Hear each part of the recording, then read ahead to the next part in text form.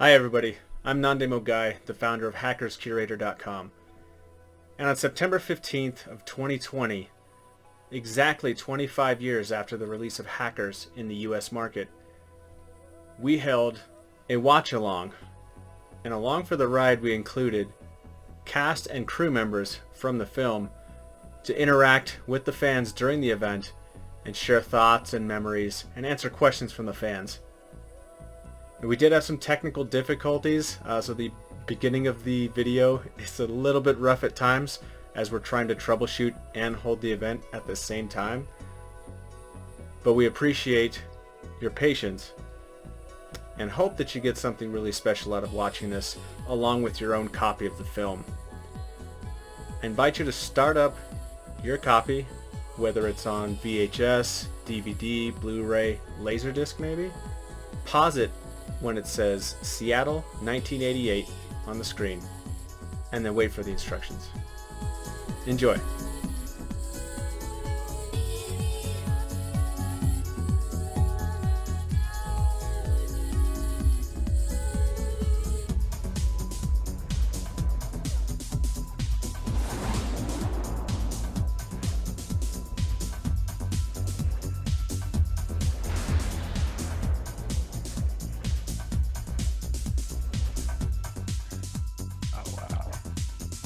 Ladies and gentlemen, welcome to the stream.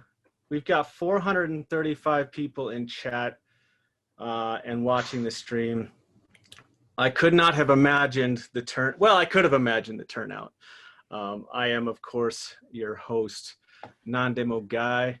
We are also joined by both Pissy Kitten and Teen Prez, co-founder and supporter and contributor to the page.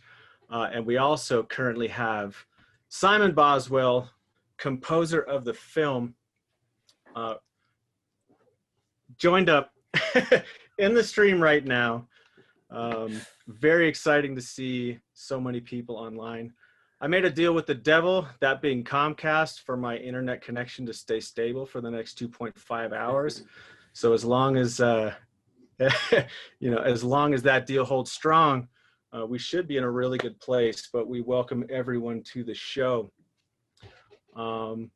Yeah. Simon, any thoughts before we get started here? I've got a couple of audio clips to play from folks who are not likely to join, but did still want to add some notes. But Simon, any messages from yourself?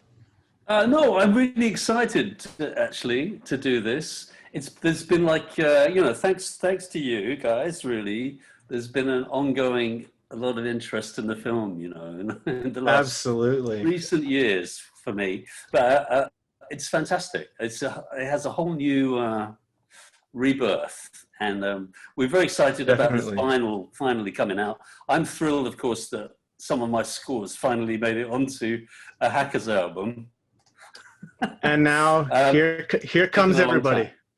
Hey. Here comes everybody. But before we get started, we've got a few other guests. So Patreon supporters at a certain level have been allowed to join the stream with certain conditions. But let's introduce the other important people. Of course, Roger Burton, costume designer for the film, staying up late. I hope you got a good nap in. Hey, Simon. Martha Pinson, New York Script Supervisor. Hi. Martha. Yeah. And we also have Jeff Butcher, the New York prop master. So welcome. Hi, everybody. Jeff. Hi. Without further ado, let's go ahead and get the show started. And the intention, of course, is for this to be sort of a very interactive experience. We've got how many people now? Let's see. 473 people in chat and watching the stream. So I'm going to need some help from folks to pull in the right questions. We are going to play something by Iain. Thanks everybody for coming along to this 25th Hackerversary event, get together, screening of our movie Hackers it's very touching that so many people have taken it to their hearts and getting together with events like this. We had an amazing sequence of events for the 20th anniversary, screenings in New York and LA and London and Chicago and Austin and all over the States and the UK. And actually tonight, Matthew Lillard is hosting a watch along in New York. So he can't be with you either. I'm really sorry that I can't be with you tonight. I've got a work commitment that's going to start sometime soon after the movie ends, and I don't have enough Jolt Cola to keep me up all night. I just want to say that I'm thrilled that as well as Eric and everybody organizing this tonight, there's another really special thing, which is a first. It's actually the first time that the soundtrack has been available on vinyl, and it's for the first time that we've got that amazing Grand Central. Yeah, here it is. First time we got the Grand Central theme with David Gilmour, who kind of secretly played on the original soundtrack, and is now happy to be credited with Guy Pratt, who wrote it and played on it. And there's a couple of other great tracks, Left Field with John Lydon, Johnny Rotten. So this is coming out on Record Store Day, 26th of September, and it was we rushed to get it together to coincide pretty much with the 25th anniversary. So here it is, and as you can see, there's amazing pictures of the guys here, and a really nice kind of essay on the film by somebody who's really become part of the Hackers family, film critic over here, Mark Commode, who put his head above the parapet right at the beginning when there weren't that many people in the press who were joining him in leading the charge, but he's written a great piece. Anyway, enjoy tonight.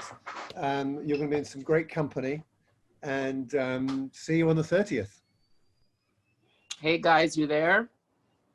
Renoly, Hi. welcome. Hello. Hi, Renoly. Hi, great to see you. You too, guys. All right, I think I've got this solved as well. And while this is playing, I invite our VIPs and guests to chat. I'm going to jump into my dashboard and remove the audio from our follow alert. There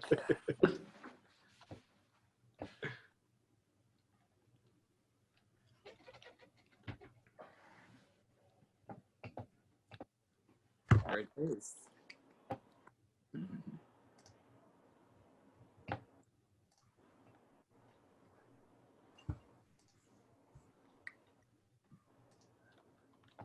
All right.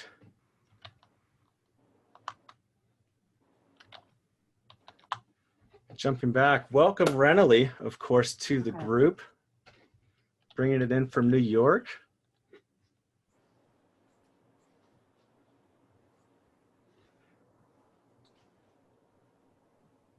So Roger, you don't happen to have any of these FBI outfits laying around, do you? No, I don't. You're looking for some? I'm not looking for any. I just wondered. No. Who's this guy in the Johnny jacket? So he is one of the contributors to the page. Okay. And yeah, so he helps us with some artwork. He's done some fantastic artwork that we'll actually be giving away, among other things. But he's welcome to throw those up on the screen. He's got a whole bunch of stuff there. Yeah. Yeah. I think I've got a little bit of a problem. It's all your guys' fault, though, so I'm going to put that blame right on you. It's nice to meet you. I'm also going to lower my outbound Zoom video to might help the bit rate.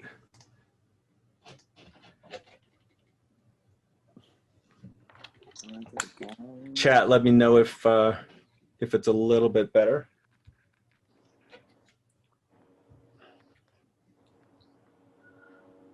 So Jeff, any interesting stories from this particular coming out of the courtroom scene? No, I have to say I don't. I watched it again the other night, and I've forgotten most of the experience. Yeah, that's fair.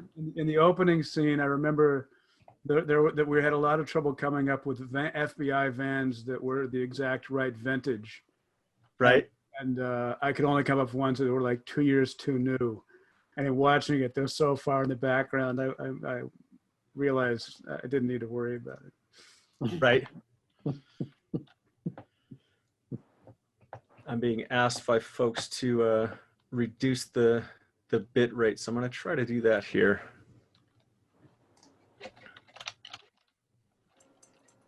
Renoly, the chat is going wild for you.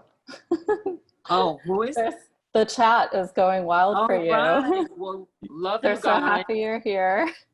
Thank you. I'm so happy they've been so supportive of the film, and we love you guys so much.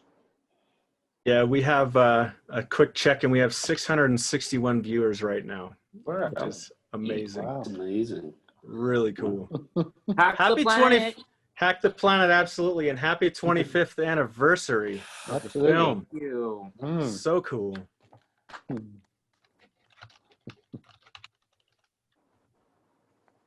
I'm not a Twitch expert, but I imagine I changed the bit rate through the Twitch page. Cheers. Dashboard. There we go.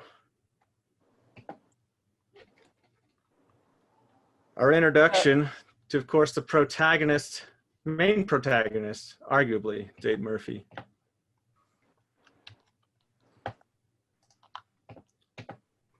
To all of our viewers, if you have any questions for our guests, please type them in chat and I'll do my best to filter them in to our guests.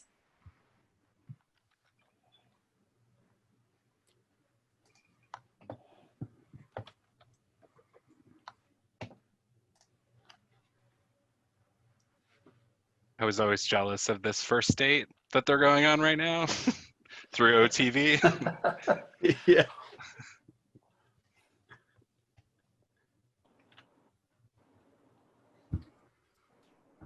Of course, So I have Renoly- reproduced that computer. Yep. Renoly, someone in chat is asking, when is the last time you watched this movie? Actually, it was at the 20th anniversary. And sorry? I was gonna say I was there actually, so Yeah. it was great to meet you. How about the rest of you guys? When was the last time that you watched Hackers? The same here, 20th anniversary. Yeah. I watched it. I just, got a copy and watched it last week. I actually watched it twice because I hadn't seen it for a long time. And, having done the New York shooting, which where you guys, the film started, I was just so impressed, so taken in by the work that was done and how cool everything was. It was short. I didn't have to endure like endless long days and nights. I had a wonderful time, and they were just soaking up the city, the cool, hip, nice, stuff. And the cast, it was just, and the crew was wonderful. Iain was wonderful. And then a really cool thing was, after we shot here for, I'm going to say about 10 days, I don't know, they decided they were going to fly me to London with my notes so that I could communicate directly with the script supervisor on the London part of the shoot. And that was just amazing. Okay, where do I, hop the plane? And so I met Diana Dill. Yes. And she was terrific. And, it was just one of those special considerations, for the benefit of the film for everyone, that, because everything was going to be intercut, of course, and we established everything. here. And then, so it was obviously there. Now it's much more, it's all done online, of course, or whatever, but it's, Right. you know, we had a wonderful time, and it was just a thrill to be invited to do that, paid everything, you know. So I just always had this great sense of pride and honor to be part of it. And then when I saw this was coming, I just said, oh yeah, let's watch it again. And it's so cool. Yeah. It's been so awesome to see the community come together for the 25th anniversary. Especially in these last, you know, even just the last few days. I think the amount of hype that has been generated has just been amazing. Cool. So Renoly, I'm also in New York. All right. It was wonderful to see you again. You know, just like your character is just great, and I love the look. You know, all the design, everything, the costumes, the hair, all that was just awesome, right? It was a lot of fun. Yes, we had a great time. So Jeff, let's talk about this Coca-Cola bottle.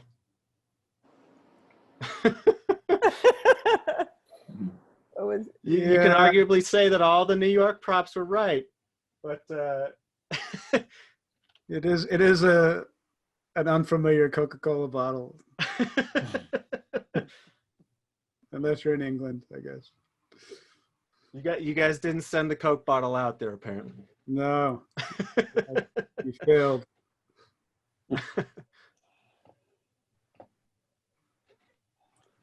The stream may have hiccuped for some folks. We did adjust the bit rate, so it may have impacted the stream for just a moment. Question, was the entire film after New York shot in London area? Yeah. Or did you travel again? Yeah. Okay. Yeah, no, it was all in London, mostly in the studio. Right, except, Pinewood, right? No. It was Shepperton. I can't remember. Was it? No, it's Where was it? Twickenham. Twickenham, let's say. Okay. Yeah, Twickenham, and then we did quite a lot in a club, Ministry of Sound, a big sort of techno club at the time. Yeah, I remember, you know, film composers don't usually go down to the film set. They don't usually get invited down there.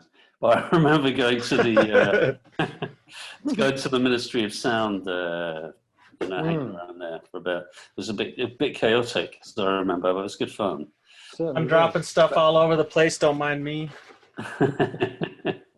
No, I did go down to, I couldn't remember if it was Pinewood or, it's Twickenham, that's right. It's Twickenham, yeah. Early on in the shoot. I remember going down there very early on, walking down the corridor and seeing Angelina Jolie just walking towards me. You know, I didn't really, composers don't know who the fuck anyone is on a film set, to be honest. So, and I remember, but I did sort of vaguely, I recognized it.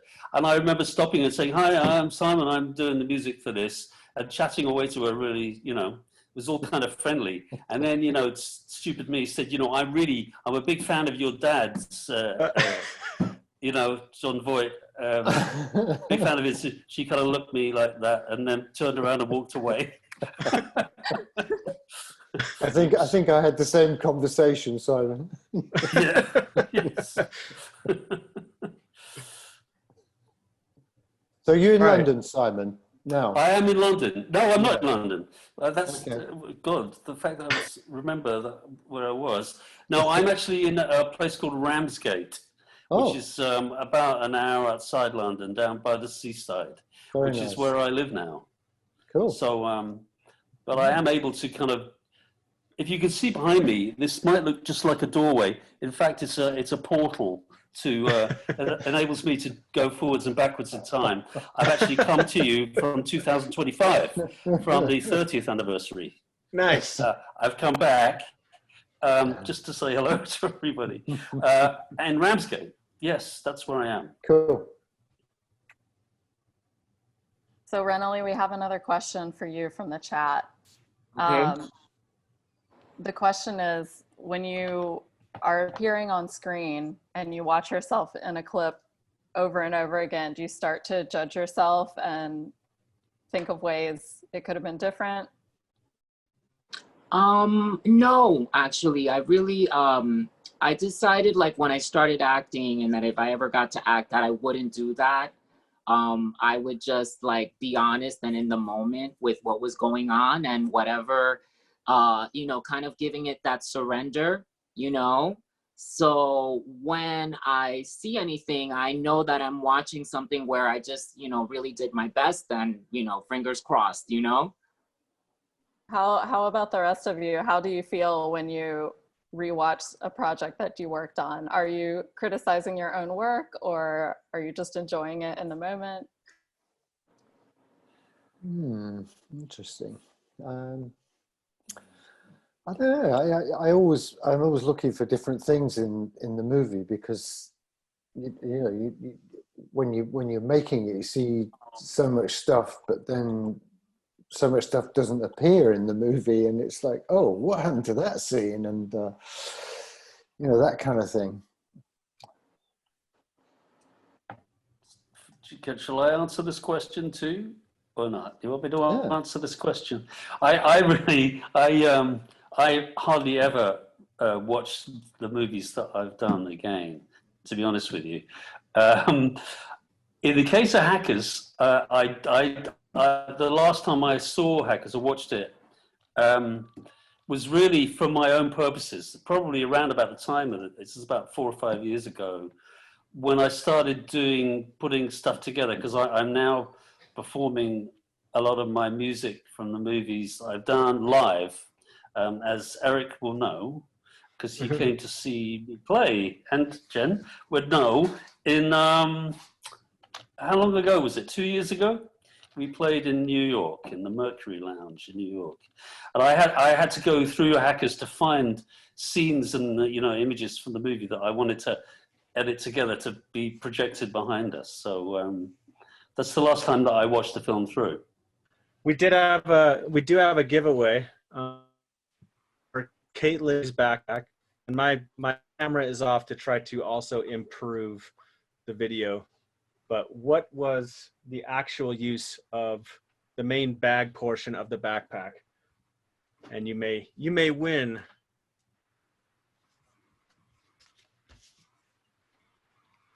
I'll keep an eye on the Twitch stream.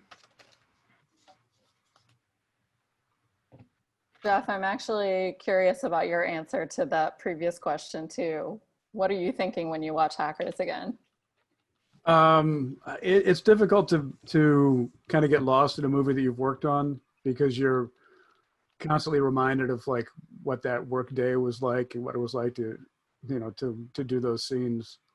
And it's also it's if you work in the film business, the hours are very long. So if I'm watching something I didn't work on, I tend to sleep right through it.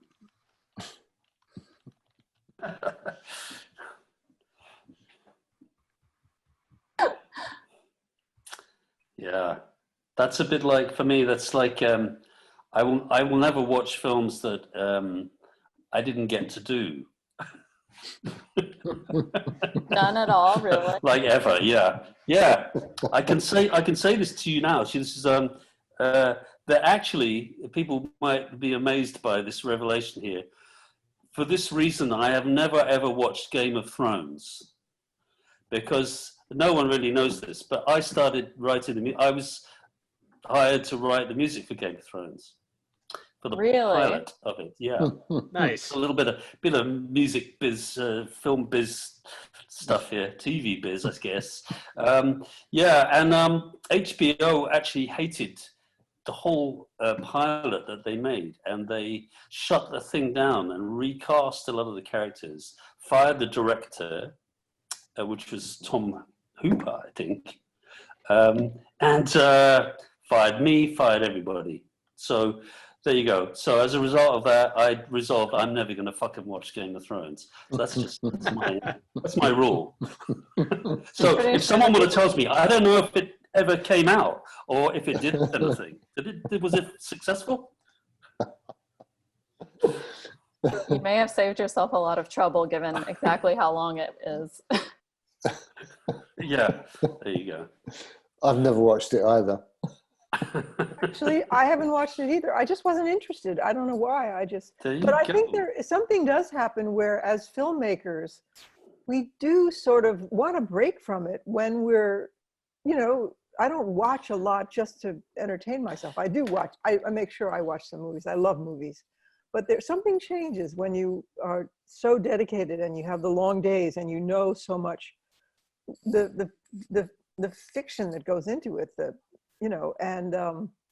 I try when I'm watching a movie I was a script supervisor on, I just sort of meditate to try to just relax and not think about the edit and was that good or what? It's like, for example, I did The Departed and The Aviator and Hugo, a lot of films with Marty. And, I just like let it go, just be there, enjoy what he did now with everything and everyone, and enjoy the performances. But it does take a little meditation before I go in and watch it, to not think about, oh no, that's a terrible cut or whatever. Yeah, you definitely get a different perspective when you're there all day, every day in the business. It's not, definitely. it's not entertainment in the same way it is for the average person. It's, right. I found it very difficult to enjoy the Lord of the Rings movies because I would watch like the war sequences where there's 400 people in battle, and I would imagine all the prop guys with like wheelbarrows full of swords having to roll them up. Yeah. Just get exhausting. Empathy. Yeah. Gets you every time. Yeah. Yeah. Roger, how many of your costumes were damaged during the making of this movie with all the teenagers and kids wearing them running around in the school? Damaged? No, I don't think any of them were. Good. Really. Not that I can think of anyway. Nice. Things have disappeared since then, but in fact, things disappeared when we were in London, strangely enough, from the studio. I don't know what happened to them, but I mean, they were background stuff mostly, but things definitely disappeared.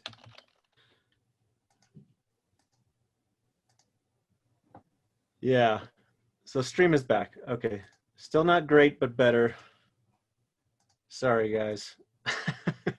We're doing what we can. We're doing what we can.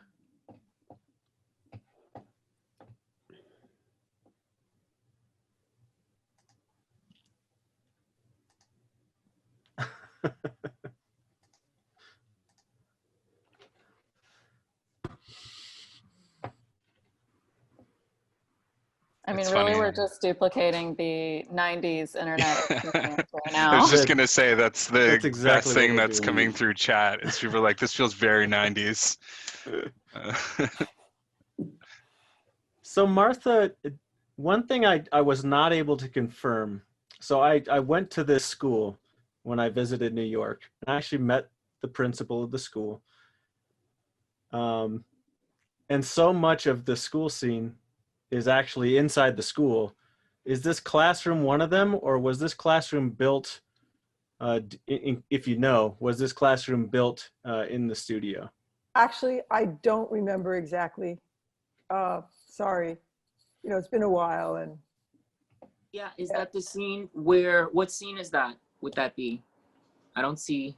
Oh, that's right. You guys, since we I can't stopped see my it. video, you can't see over my No, shoulder we anymore. can't Yeah, see we it. can't see you.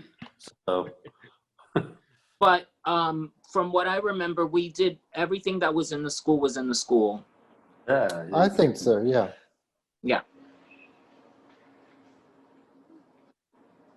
Oh, okay. I think Thank the you. only thing that wasn't in the Thanks for school remembering. was the scene in the bathroom, right? That is correct. Yes, that was a sound stage. Right, right. Yes. I think there's a scene where the one guy pushes the other guy into the lockers and you can see the wall move. Ah, Yes. Yeah, I remember trying to have to come up with a theme for that. Just kidding. So Jeff, when they're in the school, do you have to do a lot of setup to set the scene? I mean, other than the hero props, I don't think, I believe the extras probably came with their own, backpacks and that kind of thing. But I don't think it was a huge amount of work other than, the hero backpacks and stuff. And special effects had to deal with the sprinkler gag. oh yeah, and I remember now the sprinkler scene was in London also, where I get sprayed with the water, where we're in the hallway and all of a sudden we get the sprinklers on us. Oh, then I'm misremembering. I thought we did that in New York, but I believe you. Yes, I remember because that day I had my 2 guests on the set and they were there visiting, and I remember they walked me into the set and we did that, this is gonna be good or whatever I said. Yeah, and the cheerleader when she ran by me and stuff. Yeah. Yes.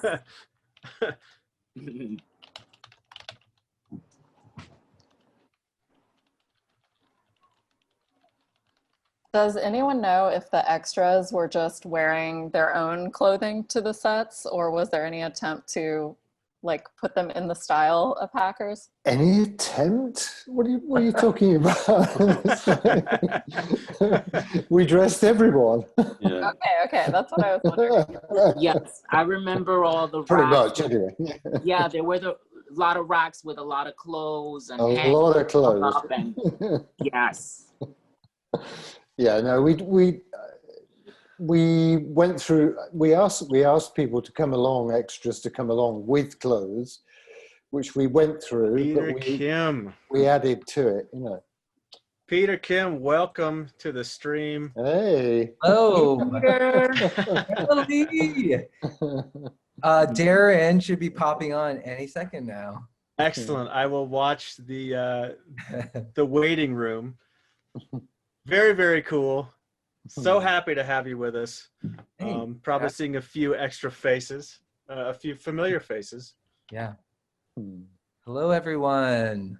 Hey. Hello. How you doing? Hello, We welcome. could all be together in person, but alas. Yeah, no kidding, right?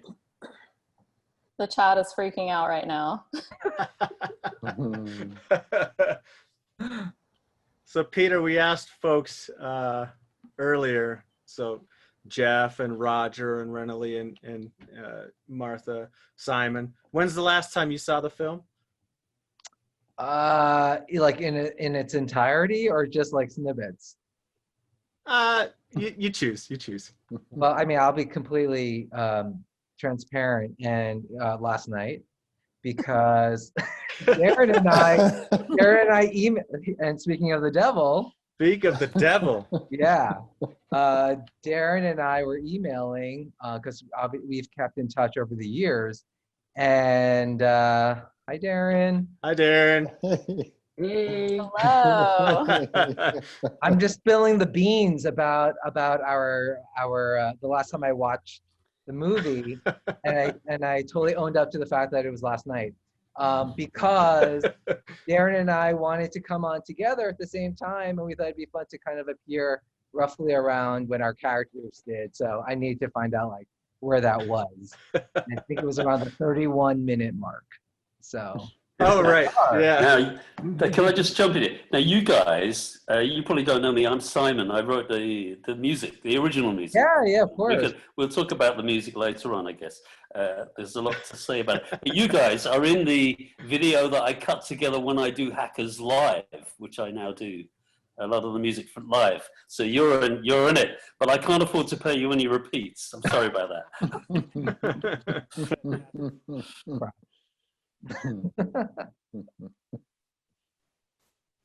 I'm calling in from Brooklyn, New York. Darren, where are you calling in from? I'm calling from New Jersey, Edgewater, New Jersey, so just across the Hudson River.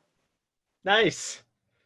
A lot of folks coming in from the East Coast, New York. Of course, Renoly. I think Jeff and Martha are in New York. Jen is in New York as well. Yeah, a lot we of had East our Coasters. First fall day today. Love it. Chat is asking for a Razor and Blade spin-off show.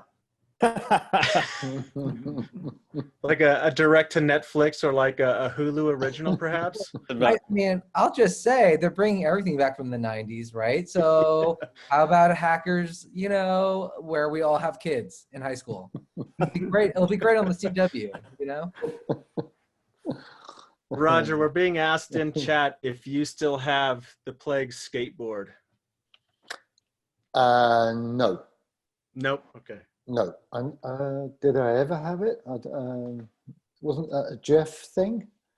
Yeah, I again, I wish I could remember something about the skateboard. I don't think that came from us. I think it probably the stunt guys must have handled that, because I don't remember us using skateboard. Very true. No, I didn't have it.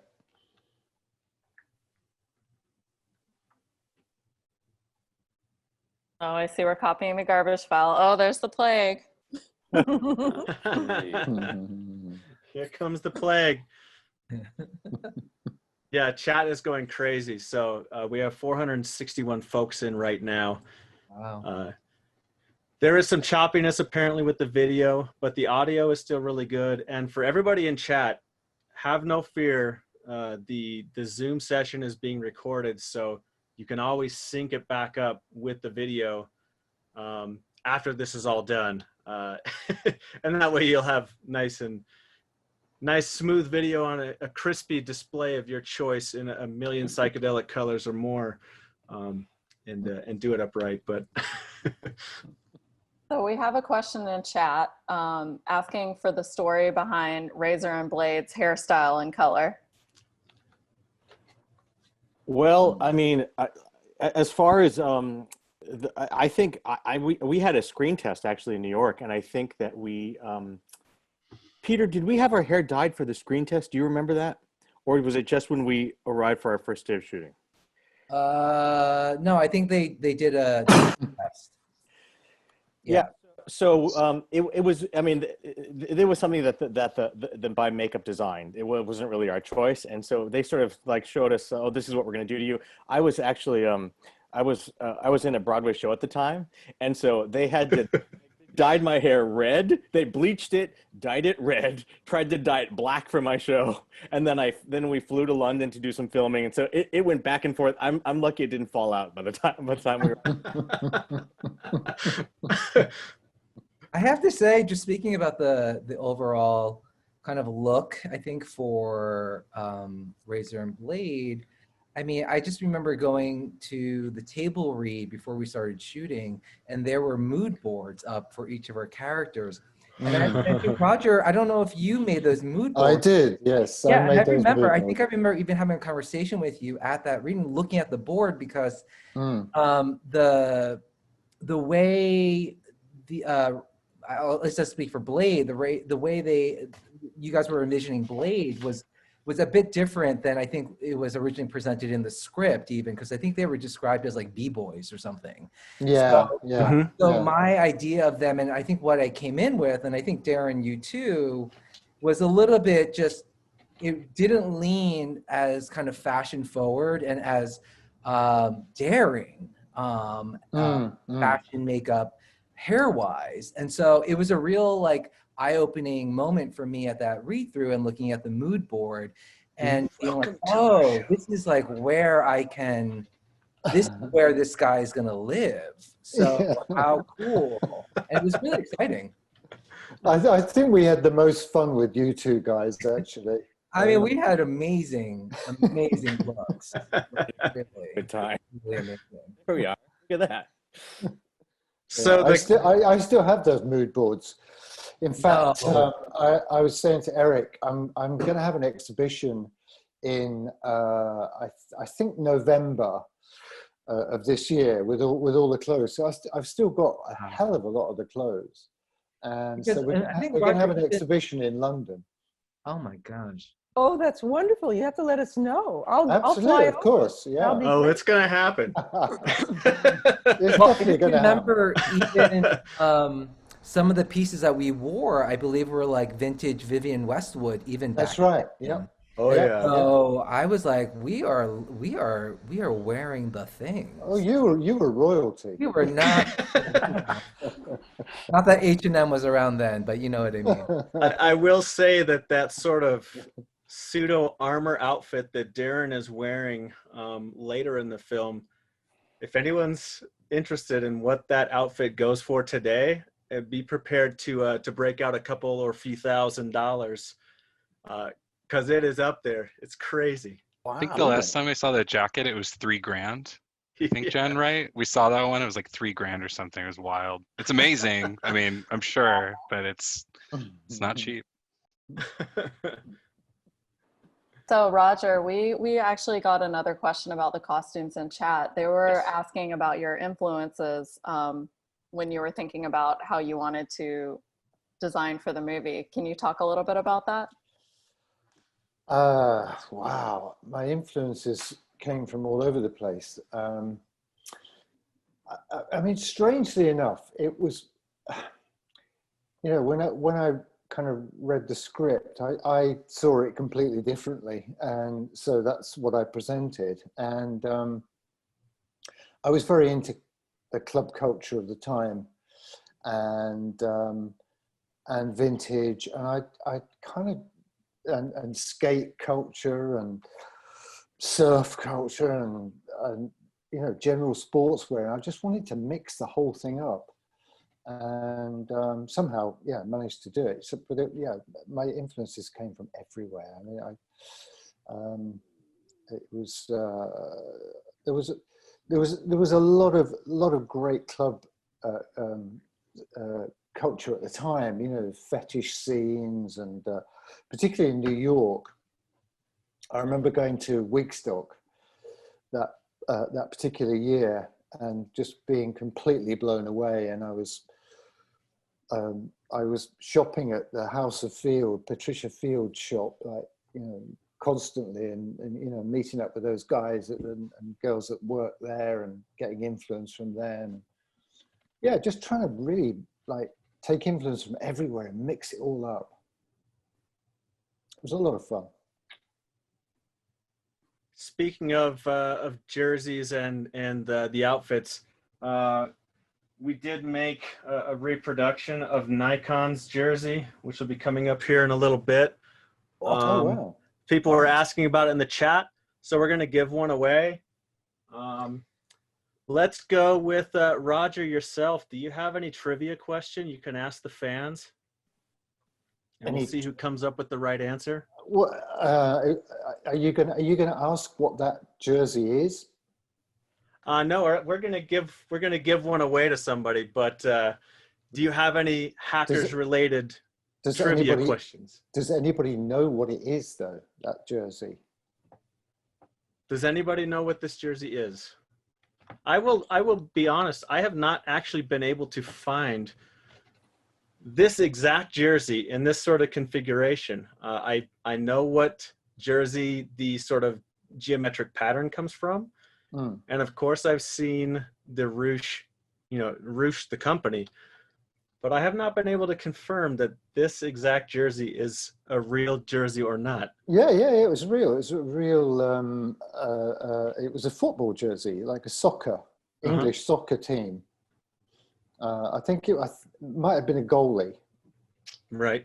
I know Blackburn has that pattern, but yeah. Probably, yeah. We got our first answer, so from the Real Cyber Coco. So congratulations, Real Cyber Coco. Cyber Coco.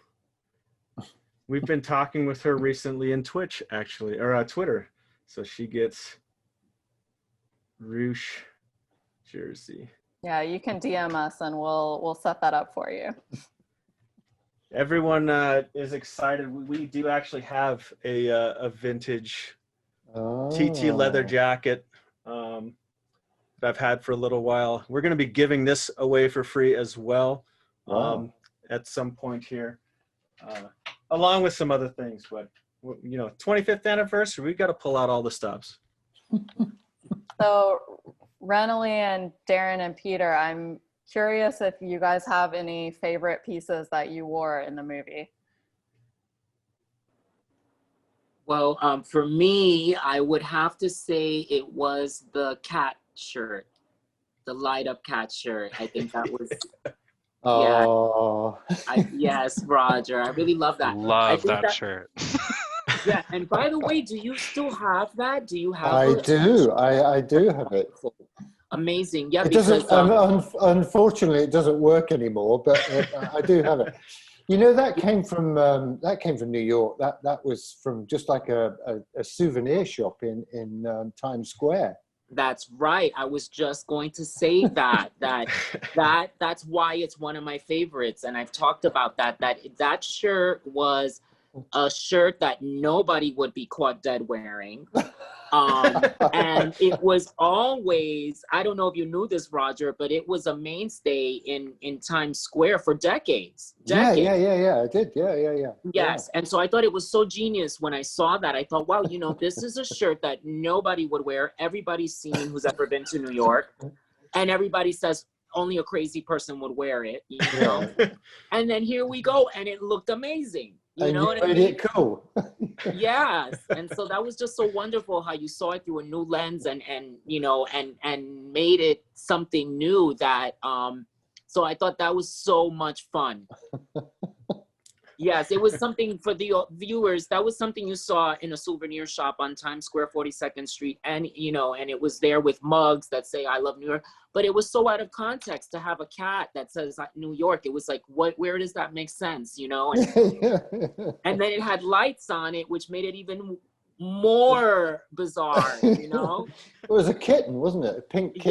Yes, it was a kitten with I love New York and a rose and a light up.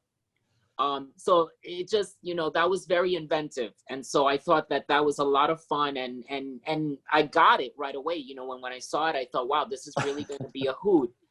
And I'm glad it did. Yeah, to me, that was a classic bit of pop art. It's like a lovely bit of kitsch to throw in there. Yeah. Darren, what about yourself? What was your favorite? I had these it was like a sort of off-white pair of Sasquatch boots. Yeah.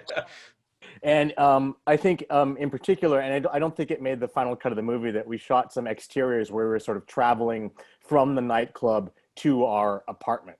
And I remember that there was this scene in which he wanted us to climb up these stairs. And I just remember sort of bounding 2 steps at a time with these big hitting the metal grate. And so, place in my heart for sure. They're actually ski boots. Oh. They're Swiss ski boots.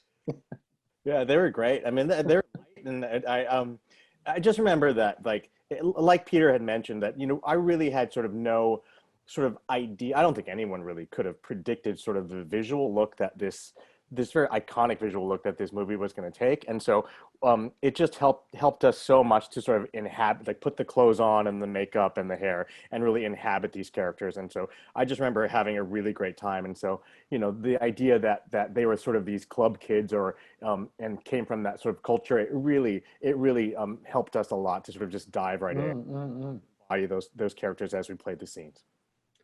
It had to have sort of solidified how you were going to play the character when you sort of probably saw yourself in the mirror the first time with the getup and the makeup and the hair. Absolutely. I mean, I think the closest parallel I can sort of draw now is that I guess you sort of like RuPaul's Drag Race, where the first time you're put in drag, then all of a sudden and so I really felt that. And we felt like we could do anything. At least that was my perspective. Nice. Peter, what about you? No, I felt very similarly. I felt like the whole look, the costumes, the makeup, the hair was actually not to get like too psychological about it, but it was like an armor. It was like wearing a superhero costume in a way that it made Blade feel invincible. But I think it was maybe Eric, it was you when you had reached out a while ago and with the interview, and I think one of the questions was like, where would you see them now? Yeah. With these characters now, and I always kind of imagined that Razor and Blade, they dressed up for the occasion, but in their off-screen regular lives, they were kind of very plain. Yeah. So, because at the time, like in the 90s, I was going out to the clubs, the clubs, and hanging out with my friends who were very much part of that scene, and they would spend hours getting dressed to go out. And it was kind of like this, it was so performative, it was like yes, it was, if you don't mind me jumping in, it was like putting on a personality, right? Yeah. And people don't know, a lot of people don't know this, but Peter, I mean, did we ever, because Peter and I knew each other we knew each other before we shot the movie. Yeah. Yeah. Theater company together in New York. Yes, and we had hung out many times and spent a lot of great times together. So that was a really beautiful thing. But Peter, did we ever go to a club? I know we used to drive around in your Jeep. After rehearsals, and did we ever go somewhere? I don't think we ever went to a club. We were just driving around up the West Side Highway and in the village. I had a Jeep then. I was very cool. Ladies and gentlemen, Laurence Mason, aka Lord Nikon. Is that true, Laurence? Did you spend hours getting ready for the club? It takes a while to get the stash together. Peter, Renoly, boys, what's up? Going on? You guys Love good in you, this? man. You good in this COVID? What's going on? I love how you're in bed too, Renoly. That's the way. You know me. Lawrence knows me.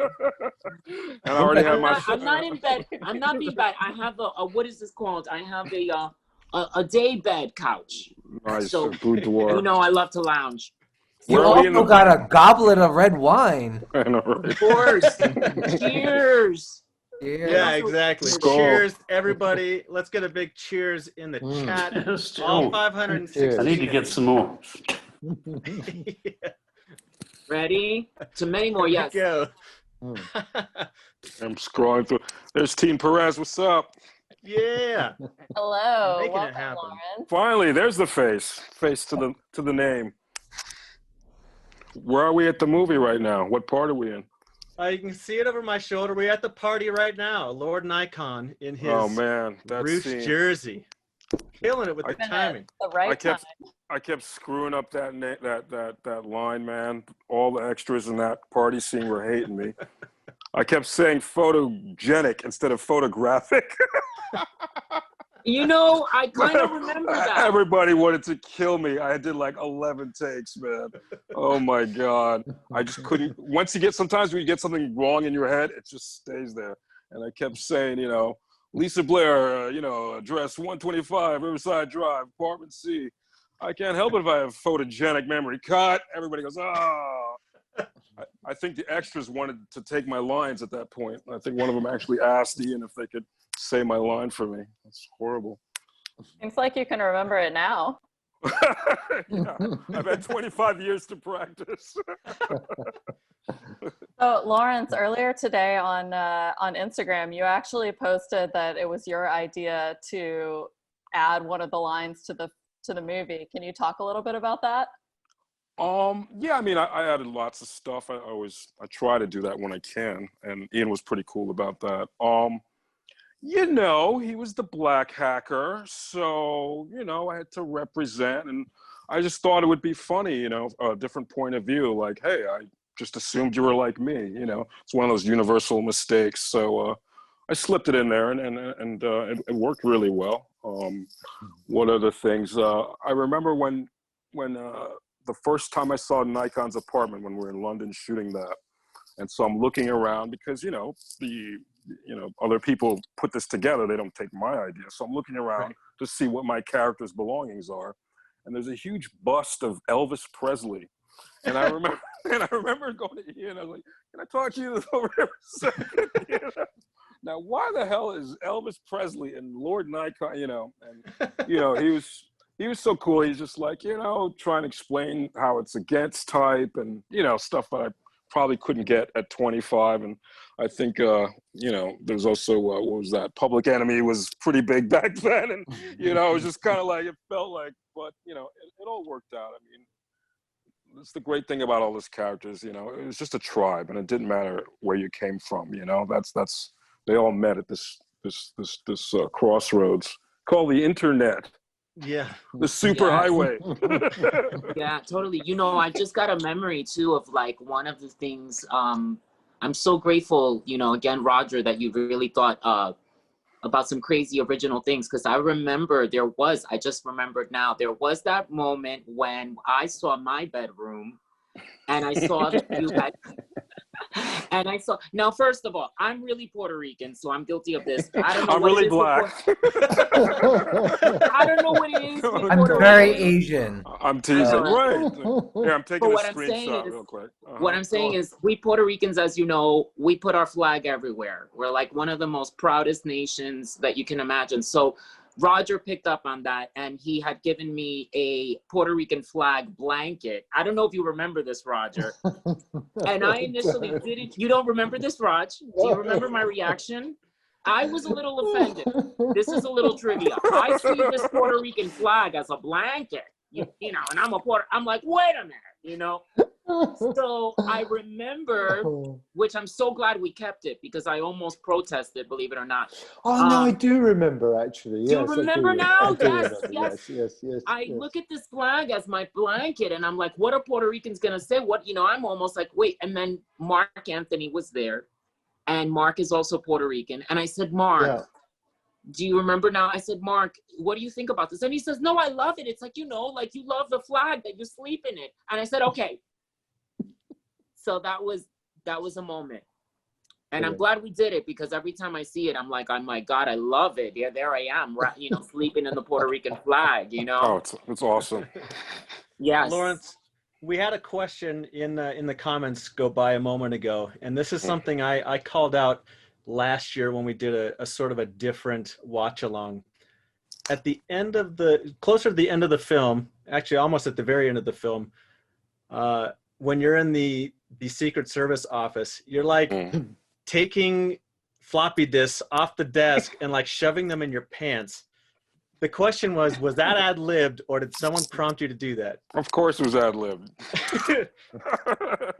I mean, yeah, I just, you know, I mean, it's not like I hit the set thinking what I can do today. It's just I'm so in the character, you know? And if I get an instinct, I go with it. And if it's the right kind of production, they let me do it. You know what I mean? There's been plenty of times I've tried things where the director was like, no, or it didn't work, but you know, I was just always trying to be in character when I was on that set. And it just seemed like there's, you know, this is something Nikon would not pass up. Who needs photographic memory when you could just put it in your pants? So yeah, every take I stole something. So no matter what take they used. So a follow-up question, how did you even have room to fit floppy disks in those pants? I was a very skinny young man. When I look back at that movie, I was big pants. Really skinny guy. No, those pants were not big. They were not big. I was a very skinny guy. Yeah, I made room. So guys, sorry, go ahead, Eric. No, go ahead, Jen. I was just going to say a lot of people in the chat have been commenting on how diverse the casting was for this movie. And, you know, we have all of you guys here. I just wanted to ask you how you guys felt about being cast in the movie at the time, and how do you feel about the casting of the movie looking back? Anyone? Well, I'll answer that. I loved it. I mean, you know, speaking about diversity and casting for Latinos in particular, we're still at a very, very tough crossroads where we're still trying to go for more inclusion and being, part of the zeitgeist of storytelling in movies. So that was a rare occasion. That is a blessing to have a lead Latino character in a feature film that isn't, you know, carrying a gun or killing somebody or whatever, you know. And so that was a great thing. And you know, I really also appreciated that it was within the lens of being, you know, a hacker and somebody that was like highly intelligent. And so that was very nice. And I don't know if people know this, but Diane Crittenden, the casting director, I believe did the casting for Star Wars. So she was like a really cool person to get to meet and have involved in the movie. And I didn't find that out until way later. So I think that she just had that kind of mind where she was looking for people that were different and you know, yeah. I would agree with that. Obviously being a black actor, you know, I went through a lot of the things that Renoly is talking about. I mean, up until that point, I think at one point I was on the death website. There used to be, back in the day, there used to be Hollywood Deaths is what it was called. And I was in the top 20 and I was top 10 and I was only 24 at the time. So I was like, how am I on this list already? So yeah, it was a big deal to not play a killer. I mean, work is work and we love work and there's all kinds of roles, but like Renoly was saying, it's great to play something against the stereotype at the time. And looking back now, I mean, we were really way ahead of the curve, I think. I mean, I don't know if casting's caught up to that movie, to be honest. I mean, pretty much everybody's represented at some point in that movie, whether it's a big part or a small part. And that back then in the 90s, it's weird because the internet wasn't that strong, but there was, I feel like, almost more multicultural things going on, you know, 90s wise, music wise, clothes wise. And me personally, that's how I grew up. I mean, you know, I'm a New Yorker and, you know, it's always mixed up. I get freaked out when I go places and there's only one type of people, no matter what it is. It doesn't have to be just black. When I went to kindergarten, the first socialization I had, I went to a UN kindergarten. So everybody was a different race. So that's always been, you know, just a given for me. But like Renoly was saying, it's definitely not represented in Hollywood. And it's definitely getting there. We're getting there. But it was kind of effortless. That's what the thing is. Now it seems forced sometimes. And in that movie, it seemed just natural that all the smart kids were gonna, you know, meet up and be together. You know, we were the different kids. And I think that's another thing people kind of lose sight of about Hackers beyond the racial thing. It's that these were the oddballs. These were the different kids. You know what I mean? And that's not celebrated that much anymore. You know, everybody, you know, every generation has its, you know, jock, it's valley girl, it's whatever, it's archetypes. But this was kind of one of the first times where the really different smart kids were the cool kids. You know what I mean? And you know, that's kind of become cliche, but at the time it was the first time I'd seen that, you know. And I think a lot of people still, that's why they relate to it, you know. They're the outsiders. They're not the cool kids. They're the smart kids, the weird kids, the kids who dress different, who look different, who like different music. And that's to be celebrated. Sorry, that's my little rant, but I just think it's important for young people, you know. I think to, you know, well, from our perspective, is like to have these. I mean, outside of like maybe being stereotypically considered smart, right? These were completely different characters. They didn't require us to have Asian accents at all, and it was just it was something that at the time I remember thinking, you know, I'm a third generation Chinese American, you know, born person, and so I don't have an accent, and I don't speak Chinese. You know, I maybe learn for something, but and so it just really resonated that like when I was in the audition and filming the project, like this was really something that was innately felt like me, and that was really refreshing and a wonderful experience to be part of. I mean, I'll echo everything that's been said already. I think. Yeah, Laurence, I totally agree with you. I don't know, something about like the 90s just felt like way more just progressive, like, yeah, like, way more open to like multi-ethnic casts and just like I don't know, it's like that was, I guess that was a time of like Benetton and Esprit and just it felt like it was very commercial then. Yeah, it was okay.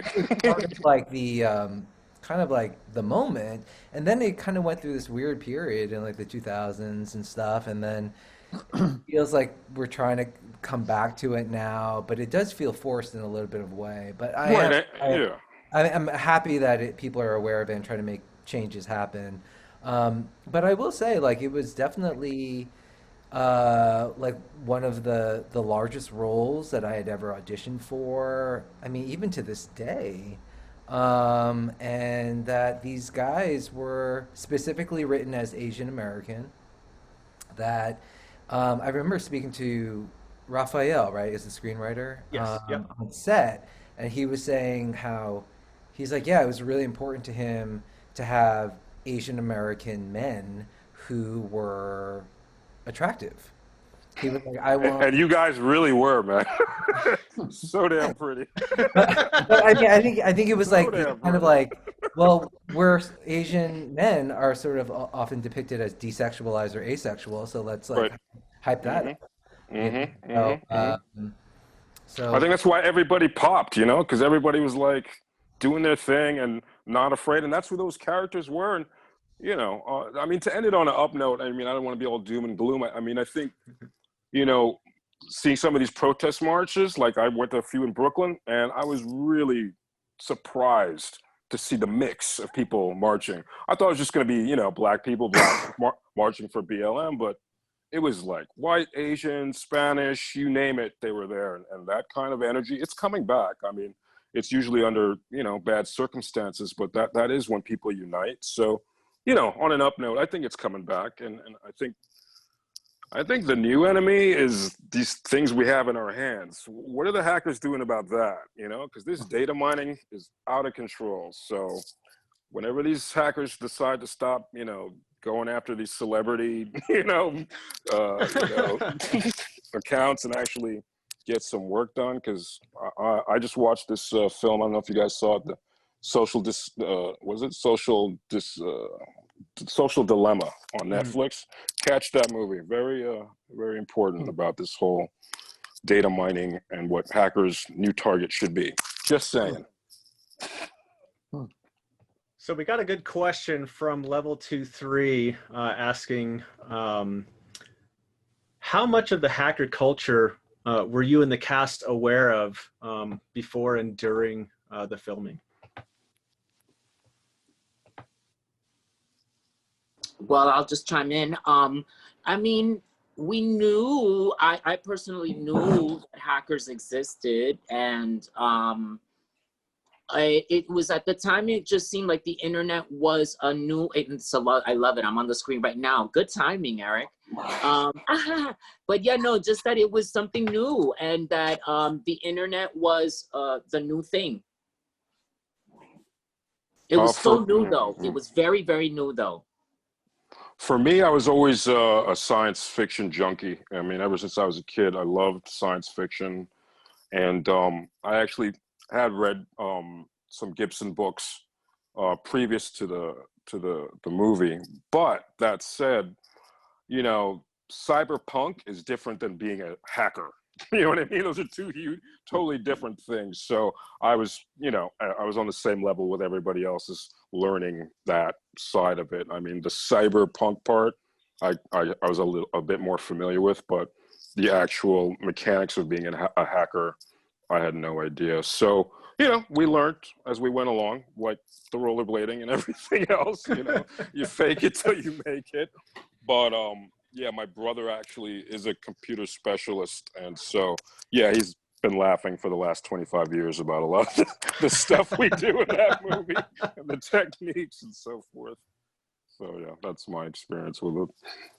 I had a sort of very similar experience, and I don't know, I don't want to speak for Peter as well, but I do remember we had one, they wanted to do an interview with us, but they wanted us to do an interview in costume. And so it was like between takes or something, and the first question that they asked, they said sort of like, well, what is a hacker? And I like, my eyes got really big, and I remember Peter answering, don't you know? So, did you just stand up and go? So he asked, is a hacker. You remember that, Peter? I don't, but I'm glad I was able to say something somewhat coherent. You saved us for sure.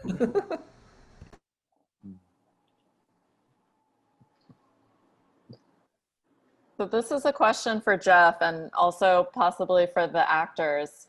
There's a question about the choice of stickers for everyone's laptop.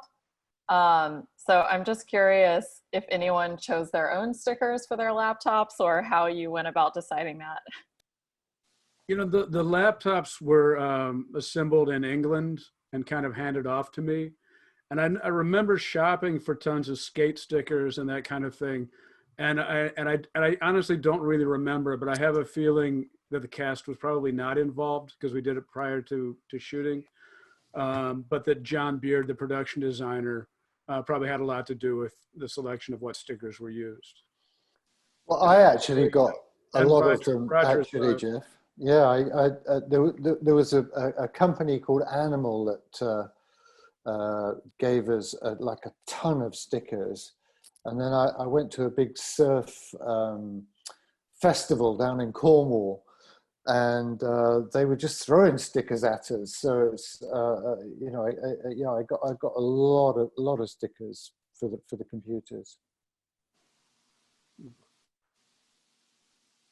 Yes, and I'll verify we didn't have anything to do with the actual, you know, laptop and the way they looked. They were sort of like gifts, you know. It was like so nice to see like what your laptop is gonna look like. And we can't take credit for anything, man. They would just say, be on set at 10 o'clock. We'd get on there and everything would be awesome. I mean, it was so rare I'd ever be like, oh, this is whack. I don't like this. Aside from that Elvis bust, everything was dead on. Everything. I mean, you guys, you guys hooked us up with some cool stuff, some cool props, some wardrobe. Everything was like on point. I mean, it's 25 years old. Have you seen this thing? It still looks good. It still looks good. That's crazy. Timeless. That's talent. That's talent, man. That's talent. Not the actor's talent either. So this is another question from chat. This is kind of for everyone, I think. So when we interviewed Matthew Lillard, he told us he had a backstory for his character. So I'm curious, for the actors especially, did you have any backstories for your characters? And also for anyone who worked on the production, like was there anything running in the back of your mind for the story that was not actually on screen? Well, my character, I believe his name was Paul Cook, and I believe he was a real person. And I remember thinking, you know, I'm just going to make my own guy. And usually I am a method actor, and usually I do a lot of backstory and so forth. But at that point, that energy, I was just in the moment. I really just, like I said, I was just in character in the moment. And I honestly didn't have this huge backstory. No idea how I met these people. No idea why they were in school and I wasn't. You know what I mean? I had no idea. You know, it was just so in the moment, the shooting of it, which I think for me added this vitality to it. You know, I mean, I would literally get on set and just go. You know, it wasn't a whole lot of planning. I think a lot of it, you know, I've said it before in a couple of interviews, a lot of it was the casting, you know, we just bounced off of each other, you know, and we were that age. We were just young and bouncy, you know what I mean? And a good actor will just, you know, it's like playing tennis, you know, you serve it to me, I take it back to you, and just the chemistry was so dynamic. So for me personally, no backstory, zero. Same here. I didn't create anything or add anything. Yeah, I just, like Laurence said, it was the chemistry, you know. I've personally felt I had enough with the script. You know, you got to, you know, get a lot of background. It felt natural instincts and common sense. And sometimes it is hard to do something simple. You know, simplicity is a little bit, you know, it takes a lot of trust and a lot of, so yeah, it was really just working with the script, and the moment, the energy was so right. I just got a flashback too of our very, very first rehearsal. which we never rehearsed. But do you remember, Laurence? We did a little bit of a little rehearsal with Iain one time. It was just us in that building where I guess the production office was downtown by Chambers Street. Remember, Okay. we would meet there. Going 25 years back. Yes, come on. I'm We would trying. meet there. What were we rehearsing exactly? Well, that was where we would meet. Yeah, I remember the place, but what scene are you talking about? Exactly. Well, that's where we would meet to go rollerblading and go practice the rollerblading. And then there was one time when Iain was all sweet. He was very polite, too, very careful. I remember I guess he was trying not to fuck anything up either. So I remember he was like, do you mind if we run a little bit just to try? And then we tried a scene. I remember thinking it was a little clunky because we were just like blah, blah, blah and trying to like work the script out. But it was so sweet because we did the scene, right? And there was like an adjacent door to that room that led out into a fire escape. So it was like a door that led into a fire escape. I remember it. Remember now? And we all sat on that fire escape afterwards because I think we didn't want to say, oh shit, that was wild. We were all so careful about the material and acting and all that. So we had done that first incarnation or whatever of us coming together. And I remember we were all quiet and somebody said something. Do you remember who it was? I know I'm making you think. It was Angelina. She goes, this is going to be good. And then everybody was like, yeah. And the other guys. You have an amazing memory. I only remember it as it comes out of your mouth. After every word you say, then I see it. You have a great memory. Yeah. Well, I have photogenic memory. I'm a photographic memory. I'm never going to live this down now. God damn it. I remember that. You're right. That was amazing. And I do remember that. You're right. That was a sweet moment. Yeah. Yeah. That's magic. Yeah. I think,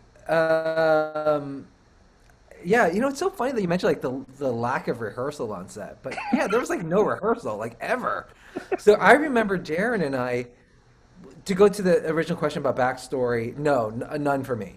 I was like more concerned of like, I mean, I don't have to do anything. I'm literally in full garb. Like I don't really need to do anything except say my lines, with a little bit of spunk. And, but I felt like it was really about the chemistry between Razor and Blade and just making sure that like we were in sync with each other because so much of what we had to say was like cutting each other off and finishing each other's sentences. And I just remember I remember rehearsing in each other's hotel rooms like the night before a shoot to like go over lines and stuff because we never rehearsed. Yeah, I remember that that we shot some exterior stuff in New York, but then almost all of dialogue stuff was basically in London, and I remember that we were fortunate enough, I suppose, to have a 6-hour flight. So I remember the two of us getting together and saying, "Oh, we were to figure out what we're gonna do, so that we can like arrive with something at least." And so I remember doing that on the plane a bit. I don't remember now that you're saying it, same idea. I remember getting together the night before, but I think that part of that spontaneity and that sort of just firing off each other was really sort of what was really magical about the movie.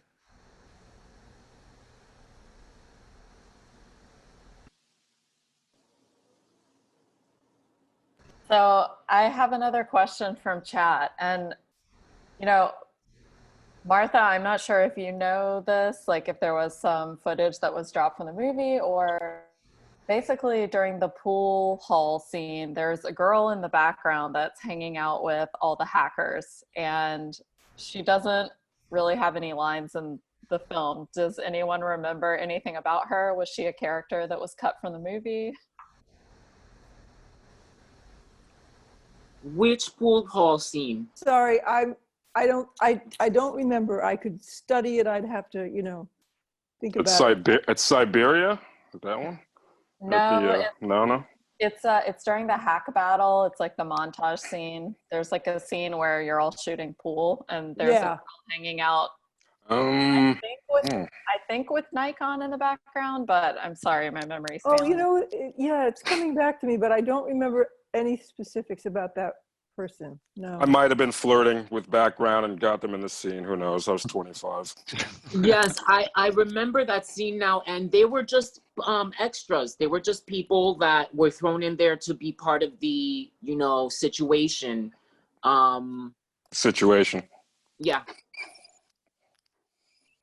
Yeah, that sounds right, and it's normal, you know. She happened to sort of get in the right place and get someone's attention, so that she's got more of a presence. But that's kind of it, you know. It worked, so that's it. Yeah. Renoly, I seem to remember you mentioning that you had an off-screen girlfriend in the movie.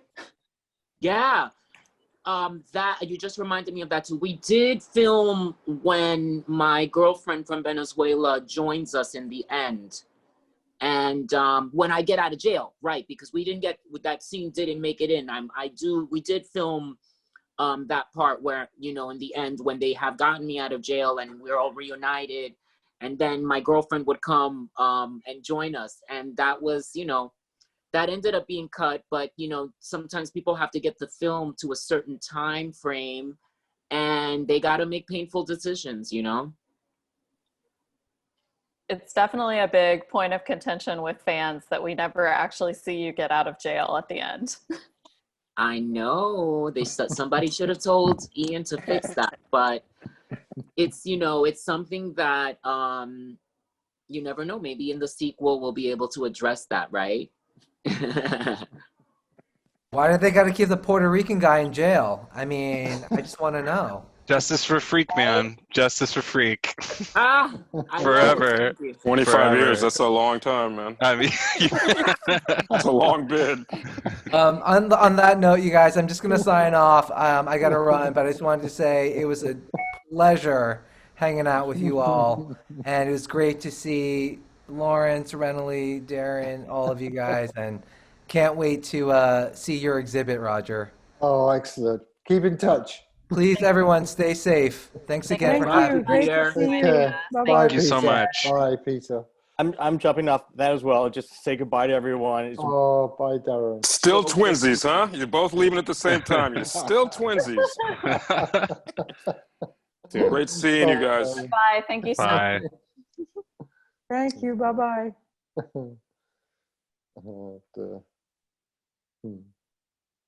So, Simon, I had a question for you. Do you have any favorite musical cues in the movie, or a favorite piece that you did? That I did. I guess, you know, I should, you know, probably distinguish here that I'm the guy that wrote the original music for the film, the stuff, you know, that you see, which in my head, the characters in the film, you know, I'm playing the stuff that they don't hear. You know, there was lots of really amazing EDM, you know, music in the film, which is kind of what, you know, in my head, this is what the characters are listening to, you know, all this kind of groovy dance, electronic dance music. I'm responsible for writing the kind of emotional thing, the storyline, if you like, making people interested in, you know, in the characters, making them sympathetic. For me, the most inspirational stuff was the stuff going inside the computers. You know, it was a very kind of psychedelic almost experience, and I think it's really interesting that you know, on the face of it, the whole thing is very sort of techie, but going inside the computer was like a trip. Really. So for me, that was the stuff that I enjoyed doing lots of kind of backwards guitars and weird, strange kind of out there synth stuff.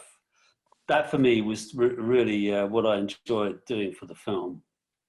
Speaking of which, we should take care of something real quick on the stream before my personal connection drops again.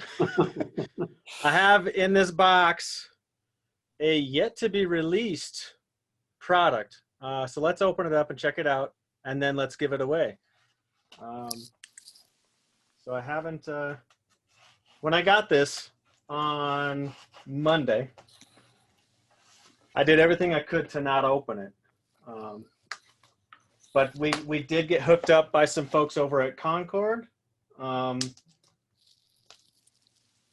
this is a pretty special treat. If anybody's not aware, and Simon, I'm sure you can chime in on this as well, the Hackers soundtrack is being re-released again. Yeah. Because it's so freaking good. This is like a big moment in terms of the music for this film. So this is the first time that all of the score and the tracks from the film are released on vinyl and on CD. Wow. So, you know, it's a big thing. We're really pleased. It took a lot of organizing to get all these bands after all this time to say yes, they would do this out, you know, allow it to be on the vinyl thing. But there we go. A full disclosure, this particular copy is mine. However, whoever wins is getting one directly from Concord as well. Wow, nice. Can I? Vinyl.